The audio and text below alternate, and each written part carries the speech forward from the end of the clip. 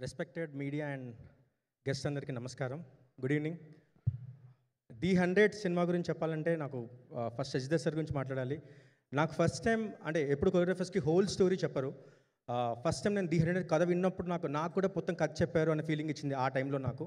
And తర్వాత సాగర్ సార్ని కలిసినప్పుడు అంటే మనం టీవీ స్క్రీన్లో చూసినప్పుడు ఒకలాగా మనం ఇమాజిన్ చేసుకుంటాం కదా, కానీ దానికి డబుల్ ట్రిపుల్గా కష్టపడుతున్నాను. అంటే ప్రతి చిన్న ఐడియా ది బెస్ట్, ఒక చిన్న ఎక్స్ప్రెషన్ వర్క్ కూడా, ఒక చిన్న మూమెంట్ వర్క్ కూడా, అంటే దీంట్లో మూమెంట్ అంటే డాన్స్ మూమెంట్స్ ఏమి ఉండవు సార్కి, క్యారెక్టర్ చెప్పే మూమెంట్ అయితే, కానీ చిన్న ఎక్స్ప్రెషన్ కూడా అది ఎంతవరకు బెస్ట్ చేయొచ్చో చాలా డిస్కస్ చేసి మరి చేస్తారు. Thank you sir. సెట్లో కూడా చాలా సపోర్టివ్గా ఉన్నారు. అండ్ దీంట్లో ఒక లవ్ సాంగ్ కూడా చేశాను. మరీ ది 100 సినిమా చాలా బయట చాలా సీరియస్గా చూస్తున్నారు. మరీ సీరియస్ సినిమా అని కాదు, విక్రాంత్ ఐపీఎస్కి చిన్న లవ్ స్టోరీ కూడా ఉంటుంది, అది మర్చిపోతున్నారు. మరీ అప్పటి నుంచి ఒకే సాంగ్ ప్లే చేస్తున్నారు, నాకు వినిపిస్తూ ఉంది. నేను ఒక లవ్ సాంగ్ కూడా చేశాను, దీంట్లో ఒక సీరియస్ సాంగ్ కూడా చేశాను.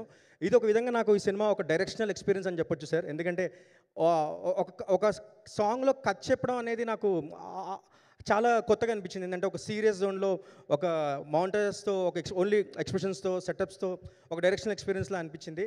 Thank you for the opportunity sir. And లాస్ట్లో సీఎం రేవంత్ రెడ్డి సార్ ఇంకా రాలేదు, కానీ ఆయన తప్పకుండా నేను గుర్తు చేసుకోవాలి. వచ్చినప్పుడు ఎట్లాగో అంటే నాలాంటి టెక్నీషియన్కి అవకాశం ఉండకపోవచ్చు మాట్లాడడానికి. ఈ ఈవెంట్ ఆయన ఎప్పుడైతే వస్తున్నారని తెలిసిన తర్వాత సార్, నాకు టీం అంతా తెలుసు కాబట్టి, ఎప్పుడైతే ఆయన వస్తున్నారని తెలిసిన తర్వాత నిన్న పవన్ సార్తో, ఈరోజు రేవంత్ రెడ్డి సార్తో పరిపూర్ణ అయింది అనిపించింది సార్, కంప్లీట్ అయింది అనిపించింది సినిమా.